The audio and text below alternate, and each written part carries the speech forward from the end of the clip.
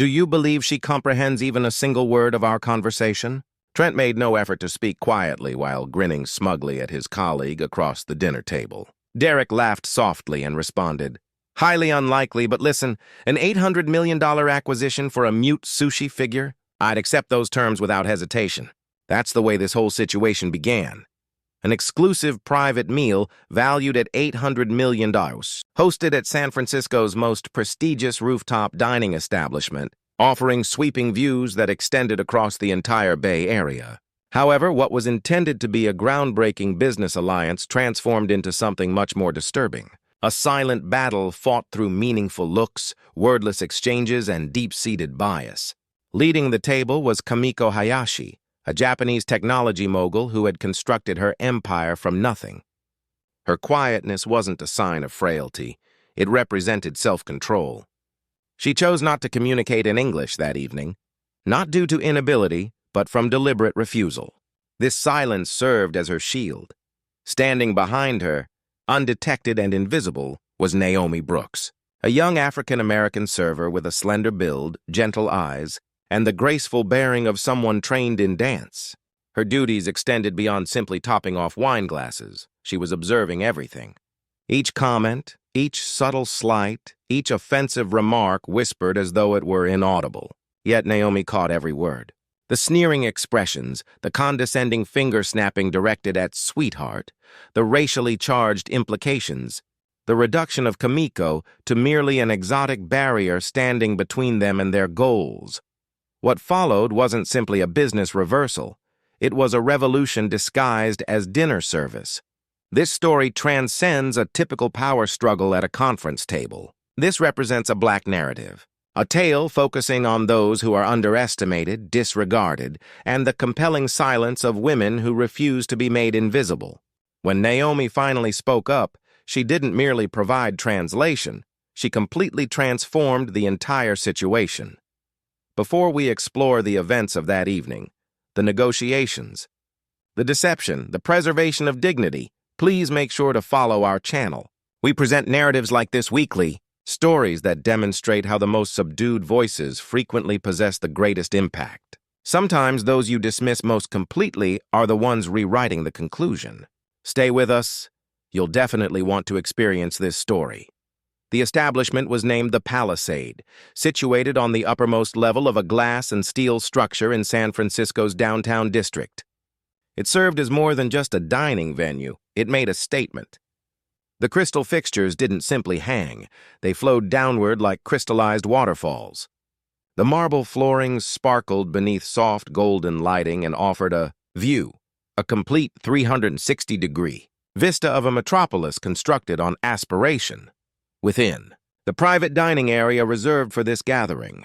The environment was thick with exclusivity. Expensive mahogany wood adorned the walls. An extended curved table made of polished walnut mirrored the gentle illumination from the candles. The aroma of roasted duck, truffle oil, and premium whiskey filled the space. At one end of the table was Derek Caldwell, chief executive of Valencourt Biotech. Tall, with broad shoulders, wearing a custom-fitted gray suit that exceeded most people's monthly housing costs. His slicked-back golden hair and precisely timed smile belonged to someone who consistently anticipated victory. Next to him sat CFO Trent Langley, younger, more pointed, more ambitious. His suit was darker in color, his timepiece more ostentatious. While Derek ruled the boardroom, Trent served as the enforcer. United, they resembled predators in human form, calculating, impatient, and completely certain of their superiority. Opposite them sat the woman they assumed they were about to defeat, Kamiko Hayashi, a billionaire in her own standing, founder and chief executive of Hoshiko AI, the Tokyo-headquartered pioneer in surgical robotics and neural interface innovations. Tonight, however, she remained the enigma in the room. Her silver hair was carefully arranged. Her deep indigo silk dress flowed like calm water.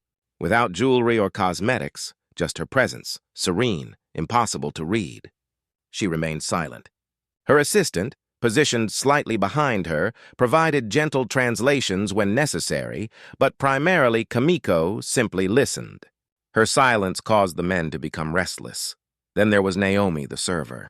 No one paid attention, moving between tables, monitoring wine levels, removing dishes.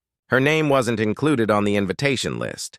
Her voice hadn't yet entered the room, but her eyes were present. She observed Derek's patronizing smirks. She noticed Trent's anxious leg movement beneath the table.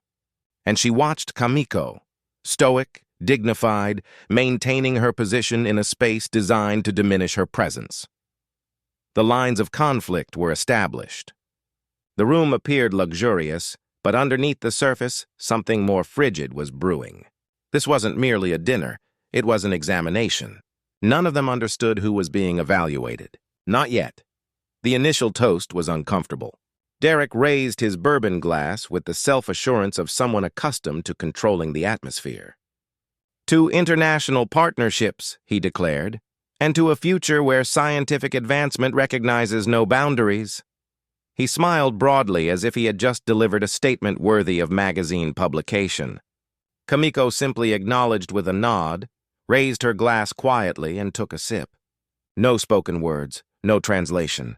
Trent leaned closer, murmuring, "Was that agreement or merely courteous acknowledgement?" He didn't make much effort to lower his voice. Kamiko said something in Japanese to her assistant. The man, maintaining his neutral expression, addressed the table. Ms. Hayashi values the sentiment. That was the extent of it.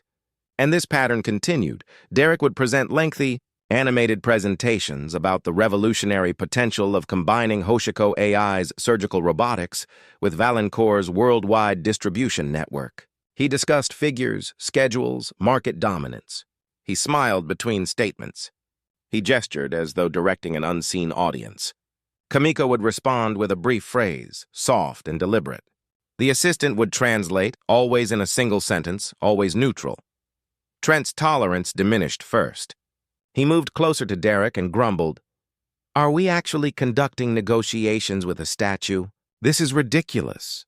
Derek maintained a forced, polite expression, whispering in return, "It's their culture. She's playing her strategy. Just remain patient." However, Trent wasn't built for patience. He snapped his fingers in Naomi's direction without even glancing at her. "Hey, sweetheart, more of that wine. We're going to require it." Naomi felt the sharp edge behind that word. Not the request itself, but the manner, the unearned familiarity.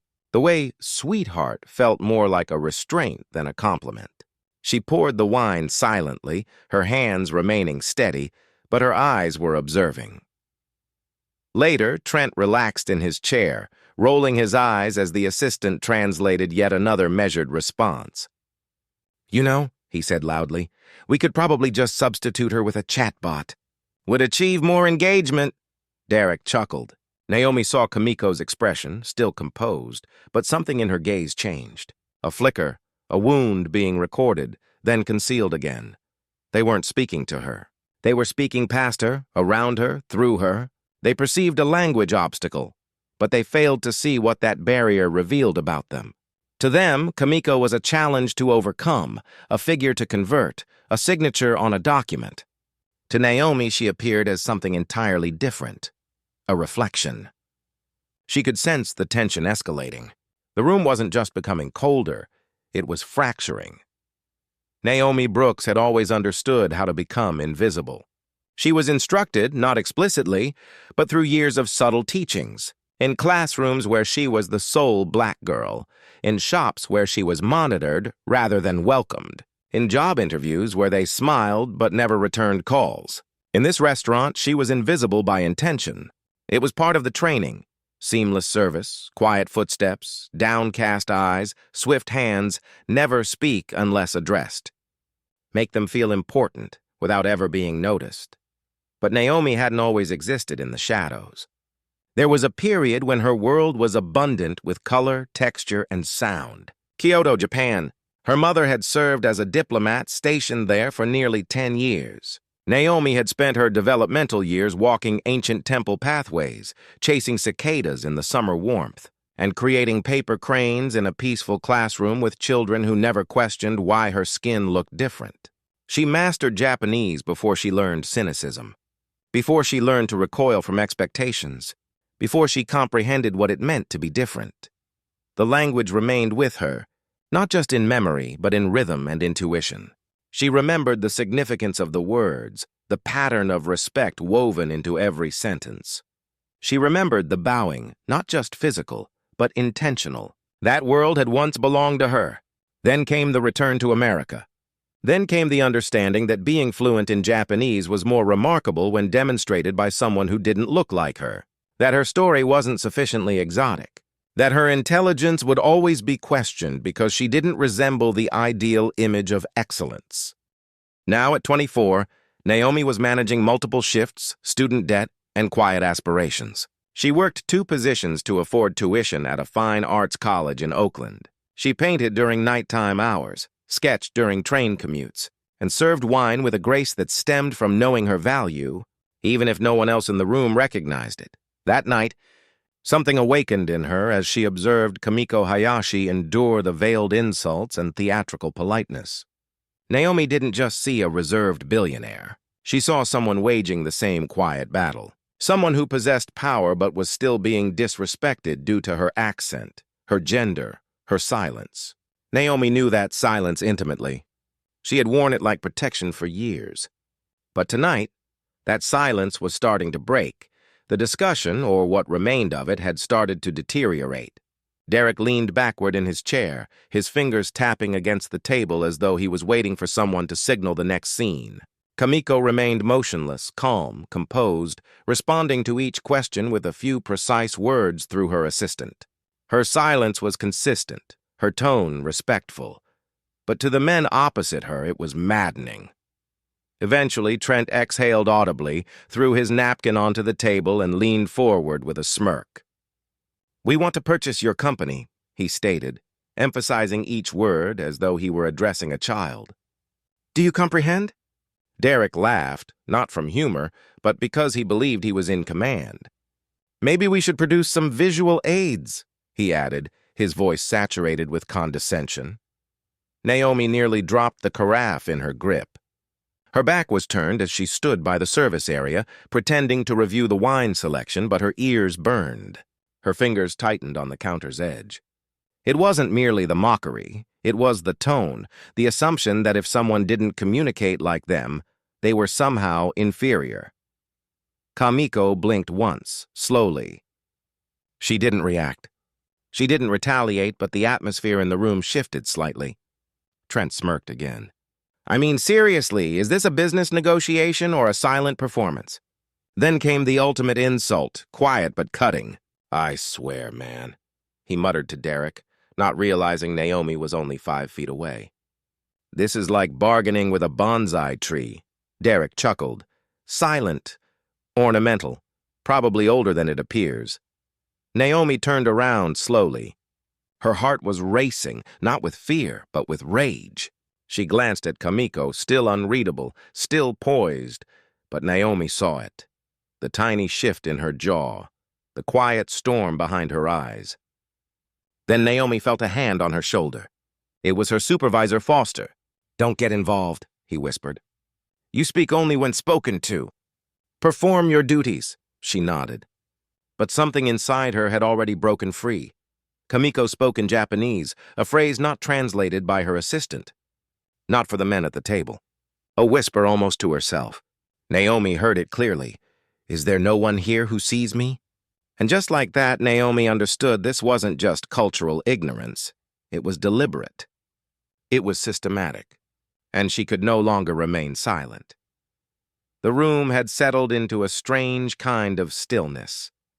Trent had leaned back, clearly satisfied with his bonsai remark. Derek was pouring himself another measure of bourbon, wearing the satisfied expression of a man who thought he had just completed a deal. The assistant, ever professional, sat quietly, and Kamiko, she hadn't moved. But then softly she spoke again. One sentence, just one, not for translation, not for the men. It was directed into the space between them, as if she were projecting her voice into a valley and hoping someone, anyone, might respond. Naomi heard every syllable. "Is there truly anyone here who sees me?" The words struck Naomi like a chord resonating deep in her chest. It wasn't just the meaning, it was the pain behind it. That kind of sadness didn't come from weakness. It came from being erased in plain sight. Naomi stepped away from the wall, For a moment, her hands trembled. She could feel the pressure of protocol constraining her, the fear of losing her job. Foster's warning still fresh in her ear. But that one sentence, those few soft words from Kamiko, made every rule she had ever followed feel unbearably restrictive. She moved toward the table. The sound of her shoes against the hardwood floor echoed in the sudden silence. Derek glanced up, annoyed. Trent frowned. Her manager was frozen in disbelief. Naomi didn't stop. She approached Kamiko's side and bowed low at the waist, not the shallow nod of customer service, but the deep, formal bow of reverence, a bow reserved for elders, for teachers, for people whose presence carried weight beyond words. Then slowly she rose, looked Kamiko in the eye and spoke in crisp, fluent Japanese. "Hayashi-sama, I am deeply sorry. I know I am not supposed to speak, but silence in the face of this kind of disrespect is its own form of betrayal. If you will allow me, I can help." Derek dropped his glass against the table with a dull thud. Trent's mouth opened, but nothing came out. The assistant blinked, stunned. Kamiko's eyes widened, not in shock but in recognition, like someone stranded at sea finally spotting a lighthouse through the fog. She reached forward, gently touched Naomi's arm, and whispered back in Japanese, "Thank you for seeing me." And just like that, the balance of power in the room shifted. Naomi hadn't just spoken. She had changed everything. Kamiko leaned back in her chair for the first time that night, her eyes never leaving Naomi. She gave a subtle nod. It was not just permission, it was trust. Naomi stepped forward. Her voice, steady now, filled the room like a current of clarity.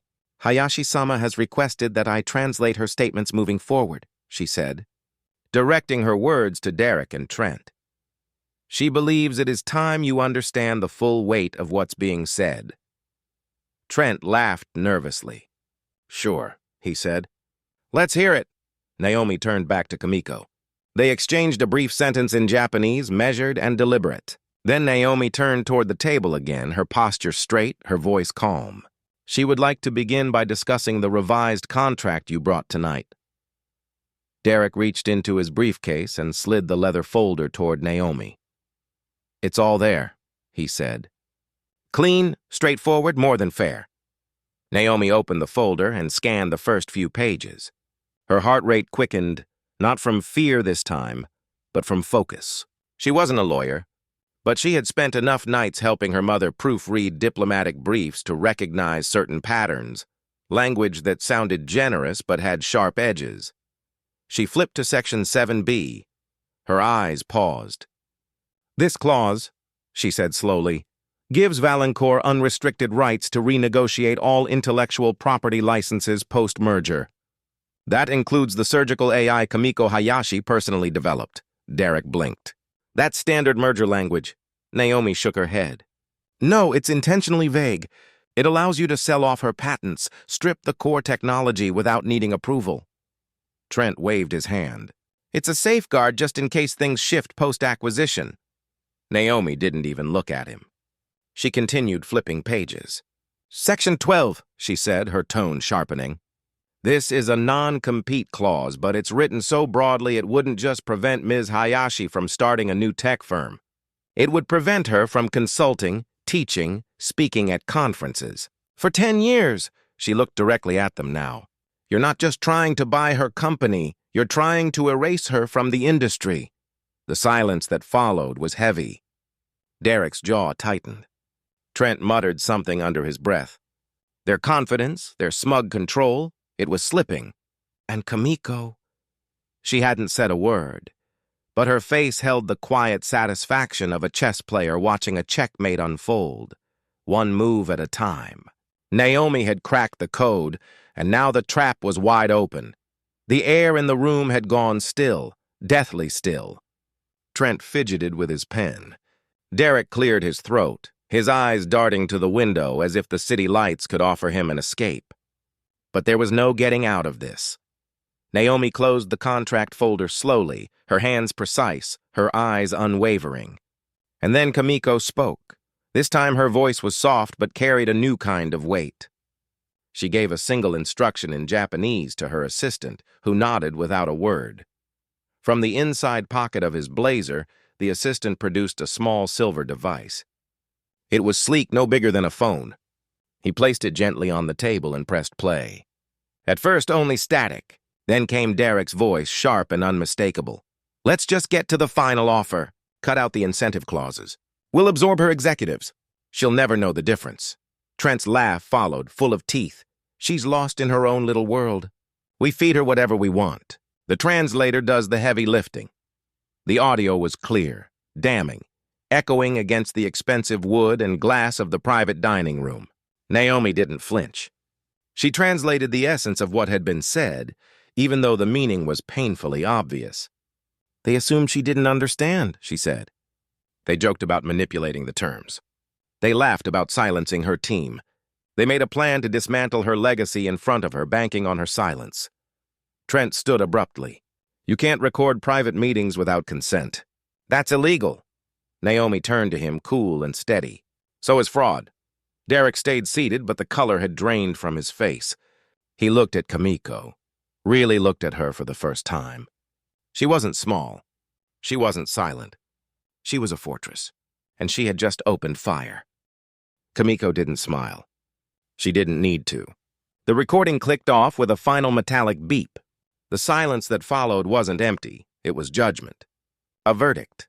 Naomi folded her hands in front of her. Her voice was low but strong. "You didn't just underestimate a woman.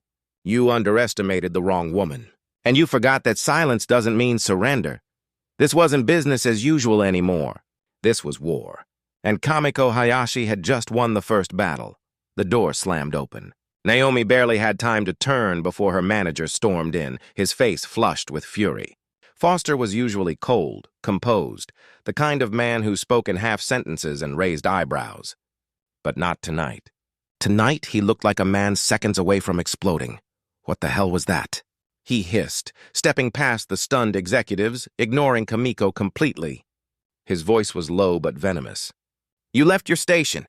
You inserted yourself into a private meeting. You spoke to a guest." Naomi stood still. She didn't speak. She didn't flinch. "You're done," he snapped. "You're finished here, Naomi. I don't care what the excuse is." "You're fired, immediately," Trent scoffed in the background. Finally. "Something this place gets right." Naomi clenched her jaw. Her hands stayed by her sides. But inside, her chest burned, not with regret, but with something sharper, something heavier. She had done the right thing. She knew it. And this was her reward. "Pack your things," Foster spat. "Security will escort you out." Naomi was about to reply. She wasn't sure what she would say, but she didn't get the chance. A deep voice cut across the room. "Actually, she's not going anywhere."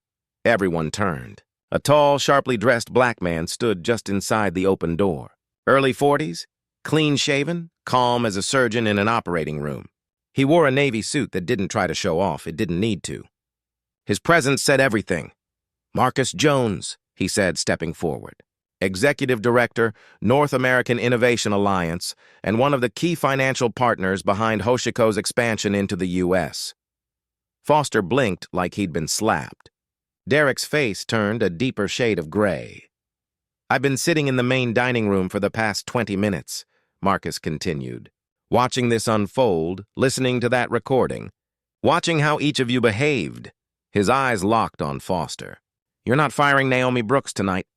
In fact, she should be getting a formal apology." Foster opened his mouth. But no words came. Marcus turned to Naomi, and for the first time that evening, she felt truly seen, not as staff, not as background, but as a person of value. "You were the only one in this room who understood what integrity looks like." Naomi's throat tightened, and the balance shifted again, not because of rank or money, but because one voice had the courage to speak, and another had the power to make sure it was heard. The private room was quiet now, still charged but no longer tense. Foster had backed away, his shoulders stiff with humiliation.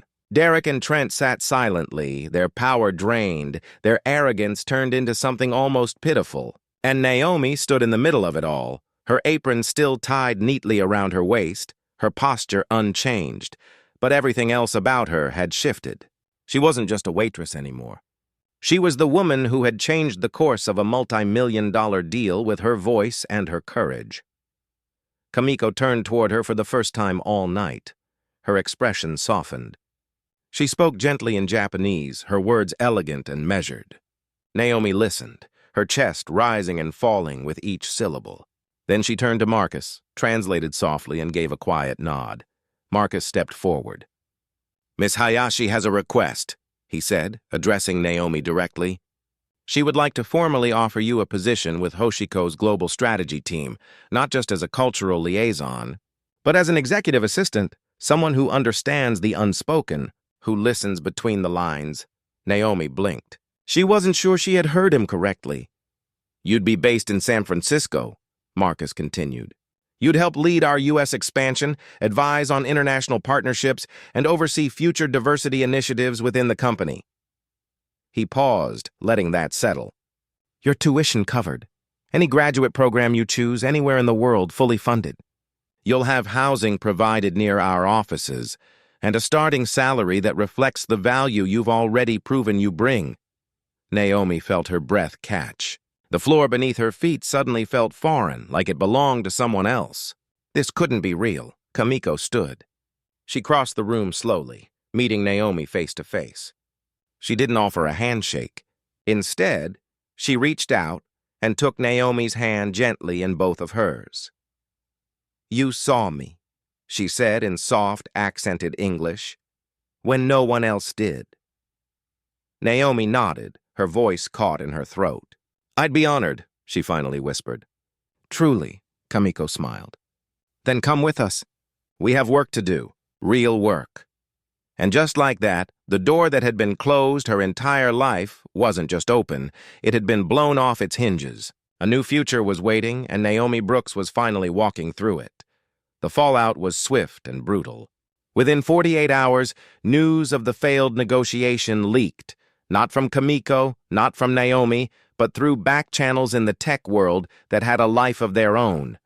The recording, discreetly shared with legal counsel and a few key partners, found its way into the hands of corporate oversight committees. Valancourt's board acted fast. Derek Caldwell was asked to step down voluntarily in a closed-door meeting that lasted less than an hour. His golden parachute was shredded. His name was removed from the company website by noon. Trent Langley resigned 2 days later, citing personal reasons. But everyone knew the truth. Investors were rattled. Stockholders demanded answers. And the press, well, the press had a field day. The story was simple, but powerful. 2 wealthy white executives caught on tape trying to manipulate and erase the legacy of a foreign female founder, brought down by a black waitress who simply told the truth. Headlines didn't need much help. From server to savior, the woman who stopped an 800 million power grab. The internet called it poetic justice. Comment sections filled with praise for Naomi Brooks, for Kamiko Hayashi, for the simple but radical act of speaking up when it mattered most. As for Derek and Trent, their reputations were tarnished beyond repair. Doors that had once opened automatically for them now stayed shut. Invitations to speak at conferences were quietly withdrawn. Future partnerships vanished like mist in the morning sun. They had underestimated one woman's silence and another woman's voice. And in doing so, they reminded the world of a truth they had long forgotten. Real power doesn't always wear a suit. Sometimes it wears an apron, and sometimes the people you never thought mattered are the ones who change everything. This wasn't just a story about corporate betrayal or a surprise twist in a business deal. It was a story about visibility, about dignity, about what happens when the world assumes silence means weakness, and when it dismisses people because of how they look, where they're from, or the uniform they wear. Naomi Brooks was never just a waitress. She was a young woman carrying years of lived experience, a deep understanding of culture, and a quiet strength most people overlooked. She saw what others refused to see. She heard what others ignored. And when the moment came, she chose not comfort, but courage. And Kamiko Hayashi, she was a billionaire, yes. But that night, she was also a woman being spoken over, underestimated, and reduced to a stereotype. Her power wasn't in her money. It was in her composure, her discipline, and her choice to wait. Not for the right deal, but for the right people. Both women faced a room that tried to define them by their silence. But in the end, they redefined that room. The truth is, most people don't see what's right in front of them. They see a title, a skin tone, a job description. They assume, they categorize, they move on. But the world changes when someone stops and really listens. So here's the takeaway. Never underestimate the quiet ones. Never ignore the person clearing your table, answering your call, or sitting silently at the far end of a meeting room. You have no idea what they know or what they're capable of. And if you are one of those quiet ones, if you've ever felt invisible, undervalued, overlooked, know this: your voice matters. Your presence matters. And one day, when it counts most, the world will finally hear you. This was a Black story, but it's also a human story. If this moment meant something to you, if it reminded you of someone you've overlooked, or someone who once stood up for you, share it. Let it ripple. Let someone else hear it. And if you want more stories like this, true stories that challenge how we see each other, hit that subscribe button and turn on notifications, because we're not done telling them. Not even close.